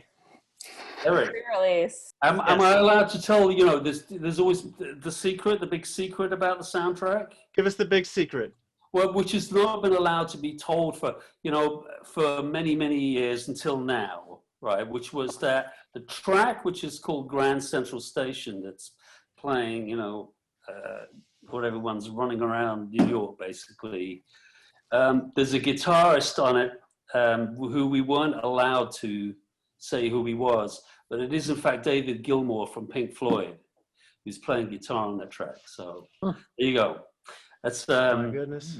It can finally be told. There you go. That's so wild. There's so many interesting little Check that out. stories. Check that out. Well, I don't have a copy of this yet. Eric, you're such a tease. Nice. That's so badass. Let's see what's on the other one. Really, really cool. So anybody who's wondering, you have a chance, if you don't win, to get your hands on this. September 26th is when this actually drops on Record Store Day. So if you have any, you know, record shops around your area that participates, they may or may not get some of these. So September 26th, go take a look. Again, if you happen to not be the lucky winner. Let's check out this other disc though. In addition, if you're not able to get one of the 2,000 some odd copies that will be printed, they are also releasing a two-disc DVD, two-disc CD. So you can still get the album, just in a different format. And oh, that's cool. Very nice. Looks good. That looks good. I haven't seen this until this moment. Mess with the best, die like the rest terminal. That's pretty cool. Can I say something else? Which is that, you know, I have to say, watch this space for this, right? But I am trying to organize for all those people who are fans of the music of the film, which is not just me, but, you know, bands, EDM bands, The Prodigy, Orbital, Underworld, Left Field, many more. I'm trying to organize in this COVID situation, this lockdown situation, if you like, to do an online gig of Hackers live. Yes, please. Already spoken to Orbital. They said yes, they will do it. I'm waiting to hear back from all the other bands. And we want to do the whole Hackers thing live. What? Oh my God. Everybody will be in their own studios. And we will just, you know, we'll do an online gig, which we're gonna, we need, us poor musicians, we can't play live anymore, can we? But we have to sell tickets for this fucking thing, okay? Just to let you all know that. Just watch this space and we'll announce when it's going to be, hopefully in a month's time. Brilliant. That sounds great. Oh, amazing. Yes, Take let our us money. know. Take our money. Yeah, All right. that's perfectly fair. Perfectly fair to charge for it. Yes. Chat is going crazy. Can I say something else here? I just want to say that to keep me amused during this whole, I actually have been working. I've been working on 3 movies, but I get really bored sometimes. So I've been going on Facebook and trying to come up with songs that are about the COVID virus. Existing songs. So we have, the song by the Police, "Every Breath You Take." We think that's a good virus song. We have "Don't Stand So Close to Me" by the Police. Of course. Right. And the Bee Gees, "Staying Inside." Wow. Okay, this is supposed to be fun. You're supposed to be so we have to adapt song titles to be about our current situation. We have David Bowie, "Life on SARS." Is that good? You get that? No. I got a whole bunch of them here. Phil Collins, "Something in the Air Tonight." Oh no. There's a band that you may not recognize this one, called The Knack, which is My Corona.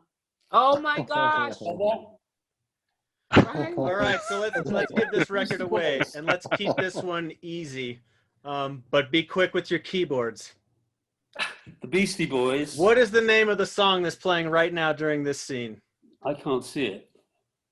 I can't hear it either. A Crawling Chaos gets it. Voodoo People. Yeah, that's by the Prodigy. So, A Crawling Chaos, well done. Nice. I need you to shoot me either like a whisper in Twitch, or if you follow us on Twitter, shoot me a message. I will get your contact information and put you in touch with the folks over at Concord, and we'll get one of these limited prints out for you. So congrats. Awesome to get one of these in someone's hands.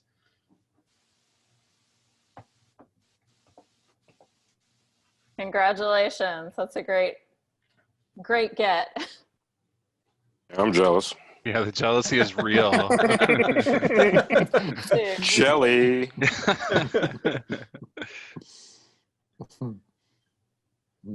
We are getting close to the crescendo of the film, I suppose. One thing that's interesting, and Simon, really,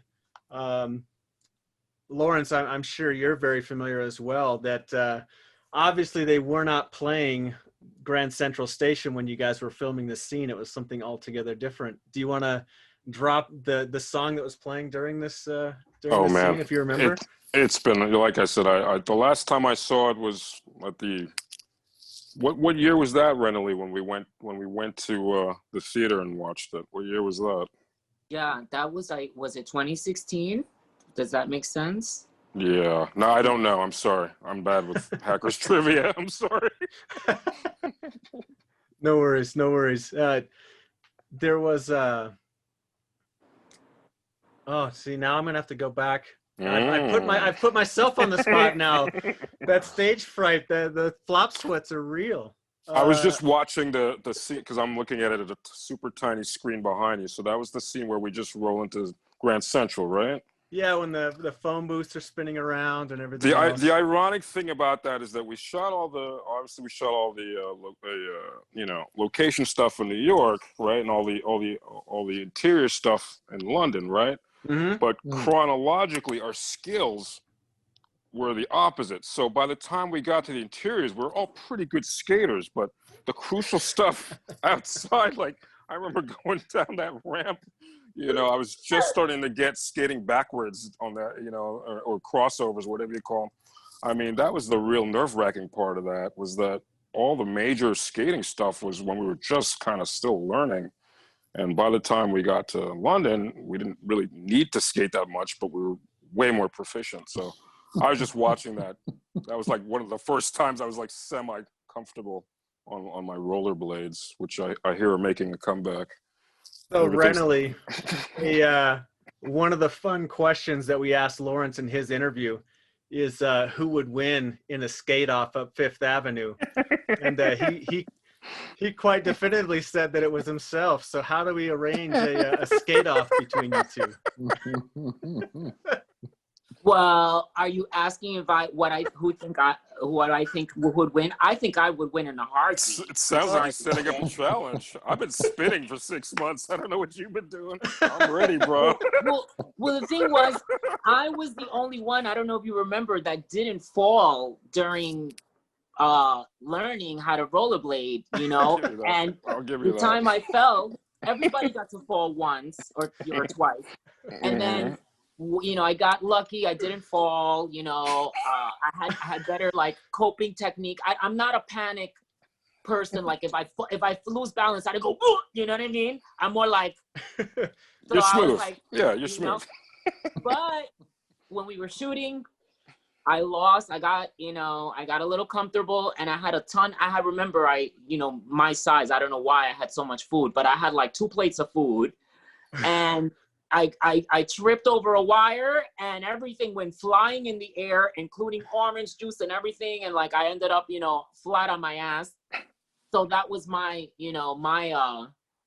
fault, but I was comfortable with the skates. So I will never forget the day. Remember the day Angie fell? It was like a plane went down or something. I mean, all hands were on deck. I mean, it was. Well, I think she busted her lip or something, right? No, I mean, she busted her hand. Yes, everybody freaked. I remember that. Yeah, it was a big situation, man. It was serious. I'm laughing that Lawrence is like, did she bust her lip? I don't remember. I just remember everybody was terrified. It was like, this is our leading lady, and she's hurt. Well, it was funny. She busted her hand, and she got blood coming down her hand, and that was like a little bit of a clue as like, little bit like Wednesday Angelina, because she was all like... And I remember we never saw that. Thinking, okay, this girl is different. I remember we never saw that instructor again. That's for sure. It was a brand new guy next time.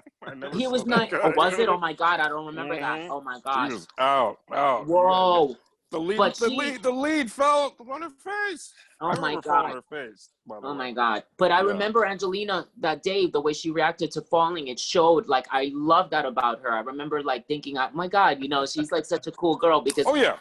We were all way more afraid than she was. Yeah. We were terrified. We were worried. We're like, are we out of it? And she was all like loving that, to her, because remember, this is also her first film, and she was, but I remember to her, she kind of like looked at it like it was her reward. Like, I got blood. She was one of the boys after that, though, so there's She was always one of the boys. I remember Angelina, by the way, totally fit in right away. And God bless her. I love her, But that was really cute, the way she responded to that. Do you remember any other moments of panic on the set? Aside from my flub, my graphic project. Panic. That's an interesting word. No, I don't. You, Renoly? I don't remember. Panic is not. I don't think I panicked when I was 25. I just. Right. I know. Right. No, I think we're fearless. It was pretty fearless. And even Iain, I mean, was he in his 30s or something? Yeah, I don't know how he handled us. I don't know how he handled us. Yes. I know I was a handful. They had, I think I had 2 people. They have PAs who have to keep track of all of us in between shots. And I think at one point I had 2. You're supposed to only have 1 for all of us or something. But I think they put 2 on me because they always had to know where I was. No one could ever find me because I would always just escape, depending on where we were. But sheer panic, no.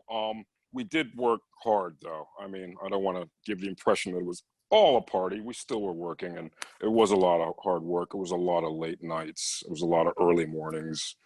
And, looking back on it in retrospect, it all makes sense, but it didn't always make sense while we were shooting it. Of course, you're shooting it out of chronology, which is always a little tricky. It's always going to be, for me, one of my favorite times on set. But I wouldn't say panic. I'd say sometimes we'd get burnt out, maybe.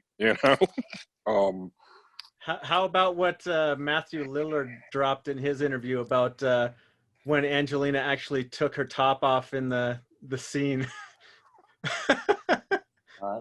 Yeah. I still laugh when I see that scene. It's like we had me, Renoly, and Matt. We had like this Three Stooges things going. It was really weird because again, we never like Renoly. We never like talked about that. It was just like some of these scenes are like slapstick. It's that scene. I'm like, what was it? I forget the line now. What was it? The hard drive and the soft drive or something? Come on, you hacker. What's the line there? I'm trying to remember, but we were her hardware matches her Right. Software. And I raised the flip shades, and we're all like, it's like Three Stooges there. It's hilarious. Yeah. But yeah, speaking of exhausting, yeah, Matthew was a little exhausting. If I was a handful, Matt was a tornado. I still to this day haven't met somebody with that much energy. He was a tornado. He would chew up the scenes, and I've read some interviews where he's admitted as much. So I'm not throwing anybody under the bus. He was a force of nature, and it was great because he would keep you on your toes. Because if you weren't careful, he would just swallow you up in the whole scene, and you would disappear. So it was great. Yeah, I miss him a lot. I wish he was here. Where is he? He is actually he got pulled into another sort of watch along with IGN. Oh, really? So I guess really? IGN rates better than us. I guess so. But I miss him. Yeah, that energy. That we were talking about the chemistry, and he was a humongous part of that. Because Renoly, your character was pretty cool, and I was pretty cool, and he was just that wackadoo that just we kind of orbited around his energy, I think, and. So, and that, take after take, that got a bit exhausting. Yeah. Well, he was just, Matthew is a very energetic kind of guy. So, I mean, we all had our own, thing that made us who we were. So, that was just, I found it that he was just very excited and, and he was very into, the whole, the whole situation. So, but we all were in, our mode. And I just thought when, that happened, I remember thinking she was a daredevil, just that, I was like, okay, she doesn't really, give a fuck. Like, she's just an, excuse my French. But, she was just like somebody that I thought wanted to, she was, young, obviously, and wanting to, I think she, like all of us in our own way, was trying to find something that would be out of the box. Mm-hmm. And she liked to not, be so predictable. So that was something that her boobs popped out. She was laying on the bed with the guy, and she didn't stop the take. She was just like, well, they're there. You know what I mean? And it was funny. Classic. Speaking of that scene, when we interviewed Ethan Brown, who played her boyfriend in the film, he was pretty convinced that the rest of the team had held something against him for basically being able to show up late every day, and his scenes consisted of making out with Angelina and just fooling around. No. Maybe, I mean, we weren't supposed to like each other in the context of the movie, so maybe that's what he was picking up on. But no, I mean, we were a family and we were working. It was a job. It was nothing. There was never any animosity. Yeah. He played his part well. What was the line? What was the lines he would call us, like the Decepticons in this? Leopard Boy and the Decepticons. I love that. I mean, you need that. You need that in a movie. Otherwise, you need these little conflicts and these little adversaries. Otherwise, it's boring. And how many TV shows and movies do we watch that are so boring, or what's going to happen? It's predictable, or what have you. You didn't know what was going to happen with this guy. You know what I mean? So yeah, I mean, I always valued him, and I valued, I mean, I usually play bad guys, so I identify with them. Yeah. So yeah. You need all of them, from Plague to everybody who was against us made our characters fight harder. You need them. Right. You need them.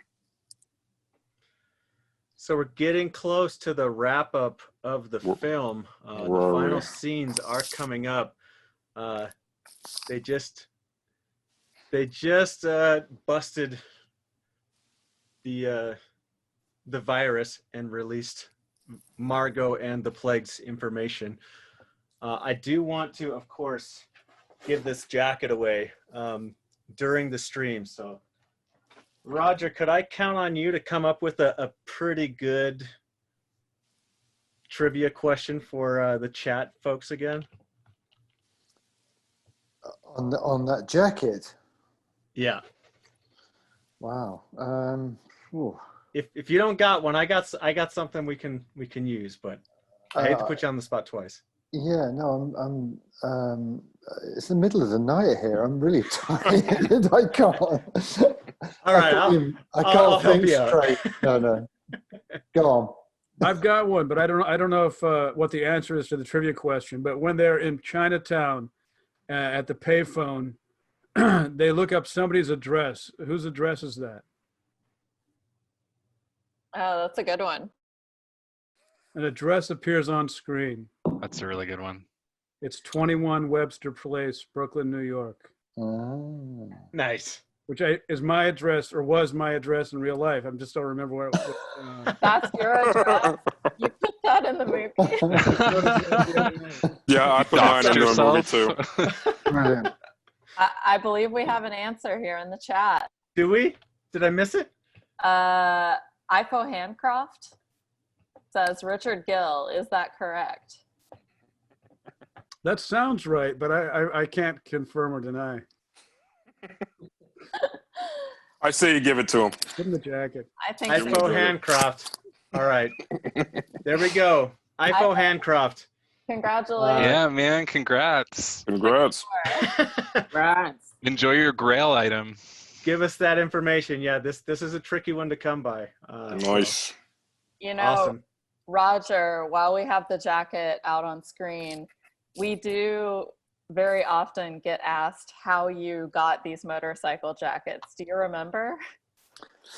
Yeah, I know exactly. I got them, both Angelina's and Johnny's, from Portobello Road, which is a vintage an antique market in London.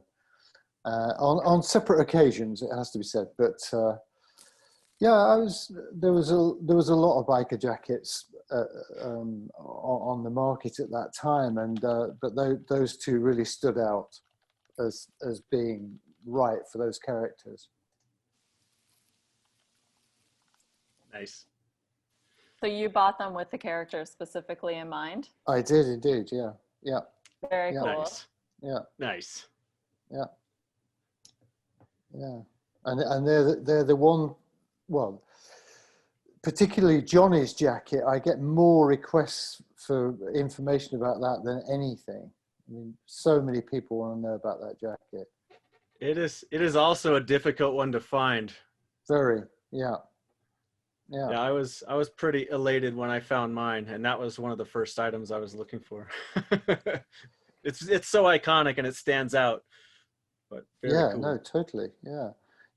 Somebody contacted me a few years ago, and she was trying to find one for her son, and I gave her all the information that I could about the make of it and stuff, and I said good luck with that, because I've never seen another one for sale, and then about a year later I got an email from her saying, I got one in. She got one from Japan. And it was just like, wow. God knows how much she paid for it, but anyway, yeah. Heaven knows, you might say. For those who are watching the film, of course, that is the song that's playing in the background. Chris got the reference. We have more to give away, of course. Given the technical difficulties, I wasn't able to give everything away on stream, but all this stuff was gathered for the purpose of giving it away. We're going to keep this going until the credits finish rolling, but then I do want to shout out that everyone is welcome to jump over to dnalounge.com/webcast that is holding an after party.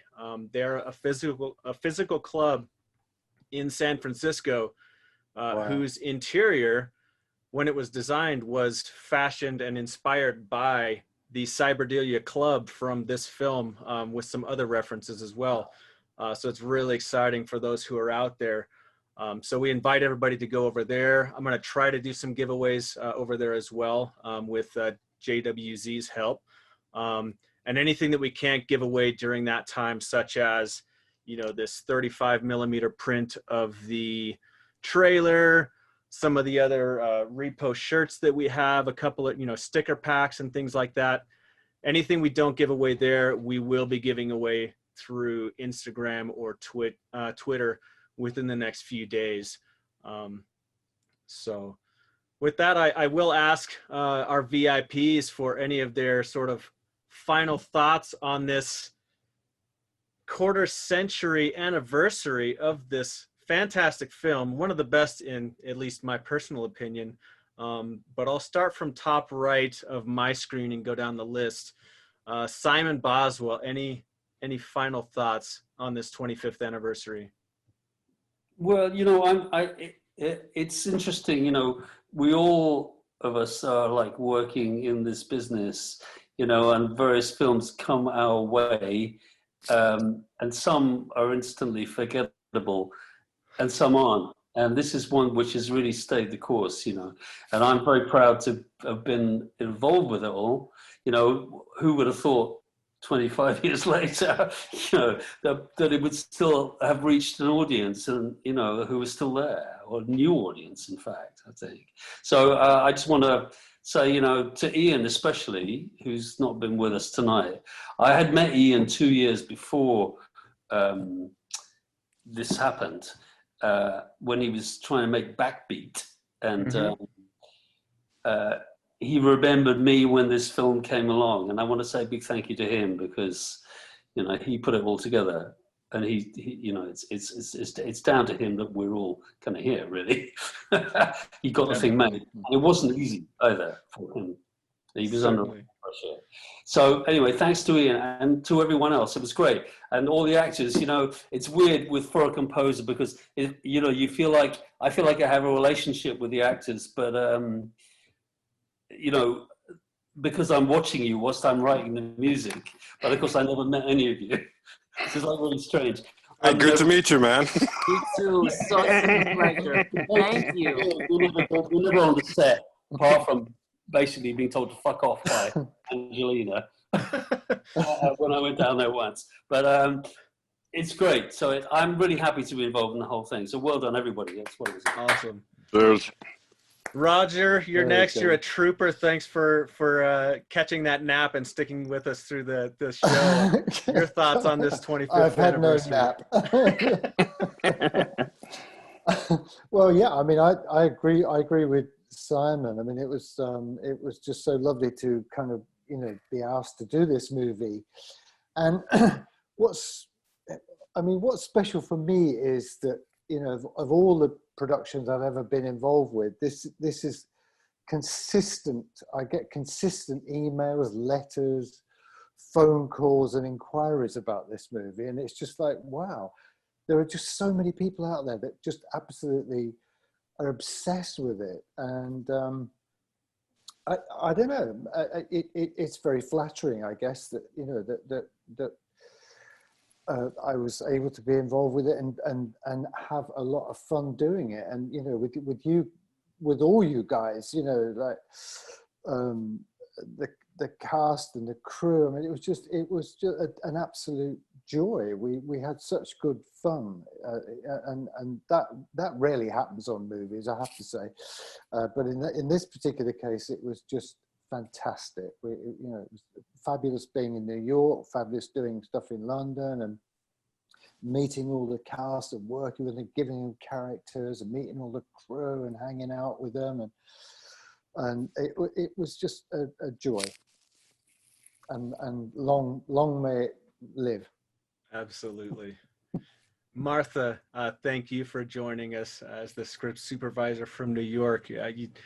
A role that's often overlooked, right? The reason a movie comes together is not all because the editors good skill. There's a lot of work that goes into it. And if you don't know, take a look at the interview that we did with both Martha and Diane. Martha, your thoughts? Well, I agree with what I've just heard. I felt like you read my mind. This was a really, really special sort of honor. And I just feel so lucky that I got the call. It was beautiful, brilliant. Everyone, Iain, everyone was so talented and creative, and it was just kind of fun.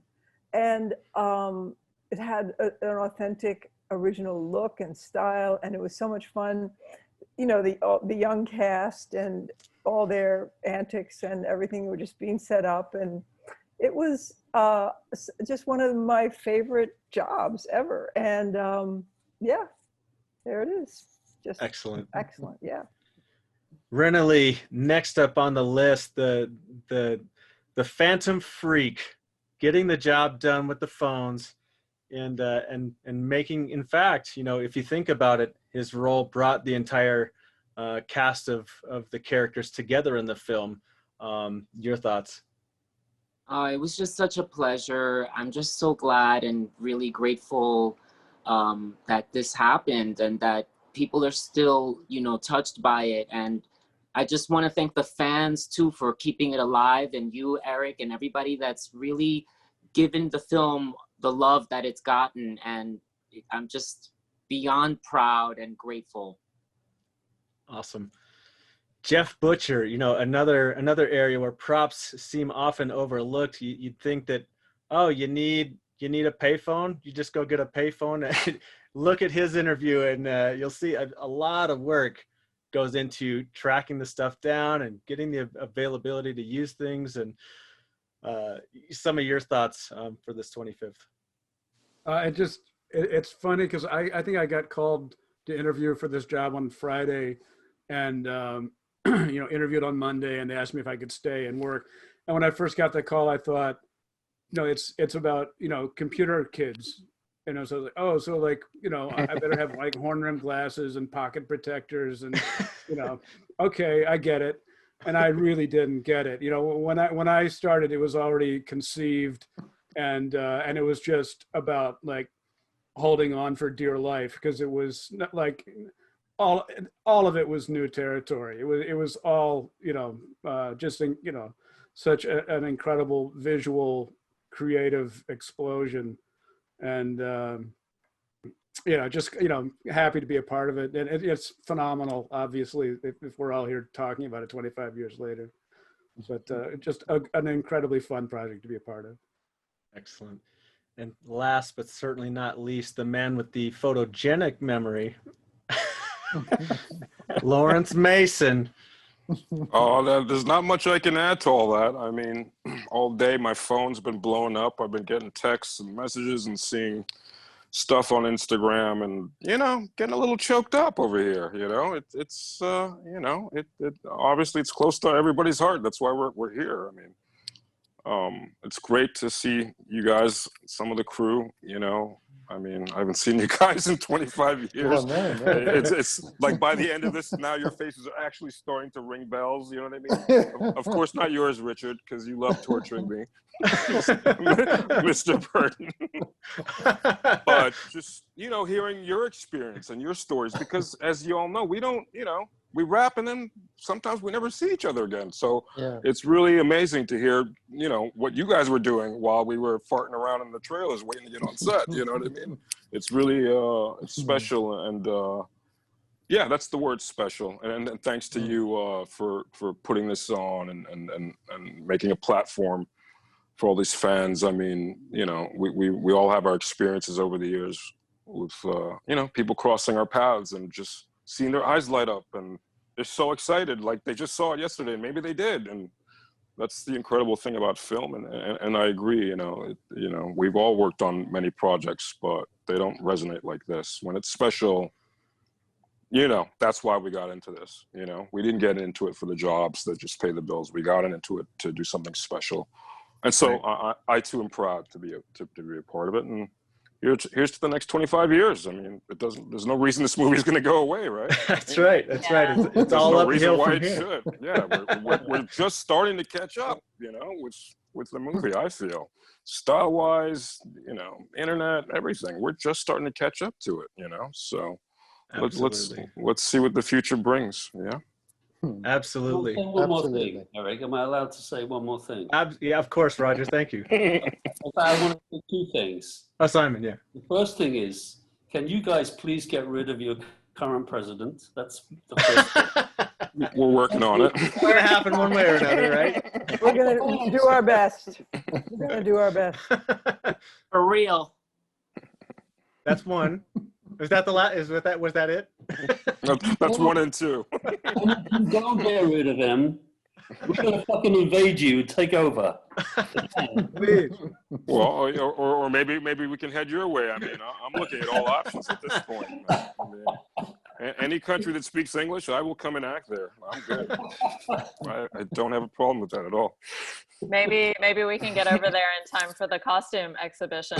Absolutely. There you go. Absolutely. There you go. I miss traveling. I miss seeing the world. That's my biggest thing. I just want this to be over.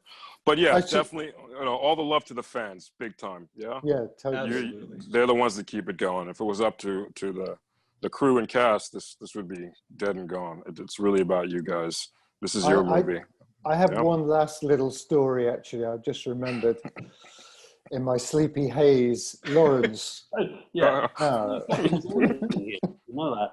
Laurence, Yes. you remember my assistant, Kate? Yes. How's Kate doing? She good? She's good. She's a costume designer in her own right now, and she's doing good. And she was doing a commercial a couple of weeks ago for I don't know. Actually, it was for a New York. What the hell was it? Like condoms or something. Anyway, whatever. And she. Where's the story going? Well, okay. Well, she put one of the cast, one of the background people, in the T-shirt that you wore. With like a sort of 60s photo print on it of the blue one. The blue one. The blue one, exactly. Yeah, I remember. And this guy evidently said to her, "Oh my God, this is just like the one that's in Hackers." And she said, "That is the one that was in Hackers." Wow. And he fell to his knees and he said, "Oh my God." It's like, he just could not believe it. Yeah, that's what I'm saying. It's just, I mean, it's surreal for us, right? How iconic Yeah, it totally, is. yeah. But I mean, we all worship something. That's why we got into the businesses we're in, right? Yeah. That's why we started, because we were in awe of some, costume designer or prop or, what have you, performer or script or movie. And so it just goes full circle, There was a time where I was a little, I felt a little certain kind of way when somebody would rush up, but now I get it because I used to do that and I still do it, and that's the beautiful thing about art, it just goes around and you pass it down. And that's why I think this movie ain't going nowhere. If it was going to fizzle out, it would have happened already. It would have happened. Definitely. Yeah. It would have happened. So cheers to everybody. Congratulations, guys. Really great to see everybody. I'm totally. So much love to you guys. Yeah, I'm feeling it. Thank you so much. I want to thank really all special. of you. Yeah. It's been really fun. I've not thank liked you, any Eric, other again, for putting it together. And I hate Thank Zoom, you. so yeah, it's a big deal. Hate it. It's the best Not Zoom anymore, combo though. I've Not I want to anymore. thank you all as Simon, thank you, VIPs. Roger. Definitely. I want to Pleasure. thank all the fans that were in chat. Blew my expectations out of the water. Brilliant. And I do want to leave you with an interesting parting thought regarding Hackers that was turned on to me today by another fan. And it goes something along like this. I'm paraphrasing because I don't have it right in front of me, but he said, "You know how so many of the scenes in the film were sort of just visualized to depict what's happening in the Hackers world that you just can't visualize, like the floating graphics and everything else." He said, "What if Cyberdelia was not real and it was just an IRC chat room that these guys got together in to plan their stuff? The hackers never really met in real person, and they just made all of this happen behind the scenes of their terminal and making it happen." a very interesting thought that the entire movie could be represented as a visual to explain something that fans just would not have understood in 1994. That's it. I can't take credit. Like I said, it was not my thought, but it is something interesting to think about. And we wait for Hackers 2, right? We got an interesting story about Hackers 2 coming up in our next interview that we will be releasing, which is with Jeff Kleeman, the executive producer, or executive VP of production. So stay tuned for that when it's done. A lot of really interesting stories in that interview. Really interesting. Looking forward to it. Thanks again, guys. We're gonna wrap this up. I hope to see some of you guys over at DNA Lounge. Let's make this a night few will forget. Roger, you get to bed. Fantastic to see you all. You too, Roger. Oh my goodness. We appreciate it. Thanks, everybody. Thank you, everybody. See you guys.